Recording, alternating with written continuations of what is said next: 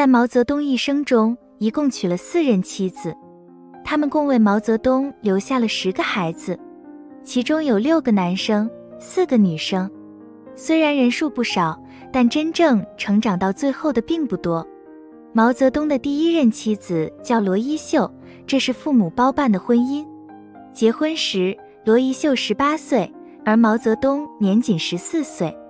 婚后不久，毛泽东即出城求学，没有和罗一秀同居过，这段婚姻算是有名无实的过着。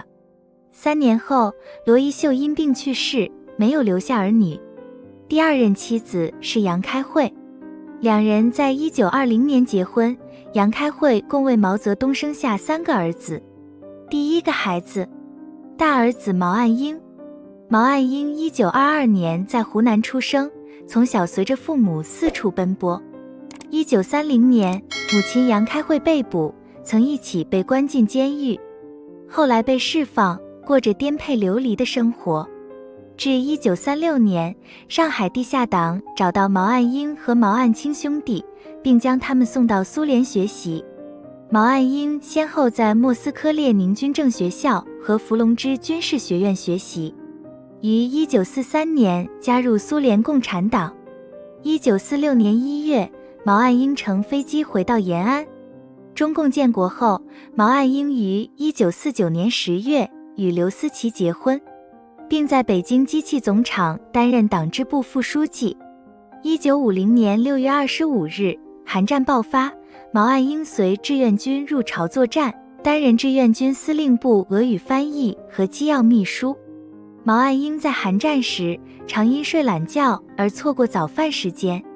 1950年11月25日，毛岸英又因错过早饭而饥肠辘辘，坚持要煮蛋炒饭来吃。一旁的战友相劝，毛岸英还回答道：“我爸忙于工作，就是不进防空洞，不照样没事吗？爸爸的榜样，儿子不学，谁还去学呀？”随后就在办公室因做饭时的炊烟而成为明显目标，引起敌军注意，投下炸弹，导致蛋炒饭还没吃到，就在战争中身亡，时年28岁。第2个孩子，毛岸青。毛岸青1923年出生，是毛泽东和杨开慧的次子。在与其兄长毛岸英一起到苏联学习后，考取东方大学。在中共建国后，毛岸青加入解放军，挂接中校，在军事科学院从事编译工作。至1950年，毛岸英在韩战阵亡后，毛岸青就是毛泽东唯一在世的儿子。1960年，经毛泽东撮合，毛岸青和少华共组家庭，并于1970年生下儿子毛新宇。而他的妻子少华是大嫂刘思齐同母异父的妹妹。至2007年，毛岸青因病在北京逝世，时年84岁。根据毛泽东的医师回忆，毛岸青因为患有精神分裂症，成为阻碍他发展的主因。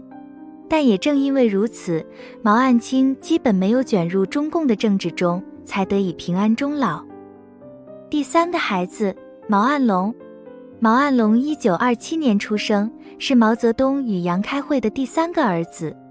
1931年5月，毛岸龙因生病腹泻，高烧不退，在上海病亡，年仅4岁。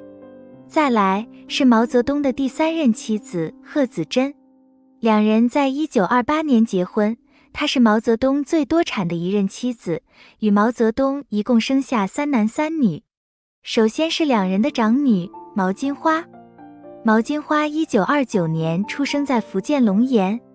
毛金花出生时，因中共红军遭到国民党追捕，使红军撤离龙岩。毛泽东为保安全，将毛金花辗转寄养至杨姓人家，因而改名为杨月花。杨月花在1958年加入中国共产党，曾任团支部书记、居委会主任，之后到百货公司担任主任一职，后来则到电影公司工作。但在种种原因下，杨月花始终未能与父亲毛泽东和母亲贺子珍见面。他的父母也先后于1976年和1984年离世。也有说是毛泽东的第4任妻子江青，阻止他们见面，才未能见上毛泽东。直至今日，毛金花依然还健在。再来第5个孩子，毛岸红。毛岸红1932年出生，当时贺子珍正有疟疾，医生怕影响孩子的健康，不让他喂奶，毛泽东便给孩子找了个奶妈。奶妈是江西人，当地人喜欢把小孩子叫毛毛。毛泽东与贺子珍也就跟着奶妈称毛岸红为小毛毛。反围剿失败后，红军要开始长征，毛泽东和贺子珍就商定把孩子交给弟弟毛泽谭。但毛泽谭担心走漏消息，小毛毛会遭不测，就把他秘密转移给一个警卫员的家中。之后，毛泽谭再一次战斗中牺牲，毛岸红从此下落不明。1953年，幽居上海的贺子珍在江西省政府的协寻下，找到疑似毛岸红的男子，名为朱道来。在被带与贺子珍相认时，也为其所证实是毛岸红。但后来有位南京的女干部朱月倩说朱道来是她的孩子，但当时无法做亲子鉴定，根本无法辨别朱道来究竟是谁的孩子。无奈下，毛泽东选择把朱道来交由专人抚养培育，不属于任何人。至文化大革命开始不久，朱道来在南京突然病故，时年38岁。再来是第6个孩子，在1934年生，是贺子珍在红军反围剿斗争中生下的男孩。由于当时条件落后，导致早产，生下后不久便离世了，连名字也没留下。再来第7个孩子，1935年2月，此时红军来到贵州一个村庄，贺子珍在这生下一个女儿。由于红军要长途行军，也无法带着女儿走，只好痛下狠心交给当地老乡抚养。这孩子连名字都没起，后来下落不明，最终是死是活也无从知晓。第8个孩子李敏。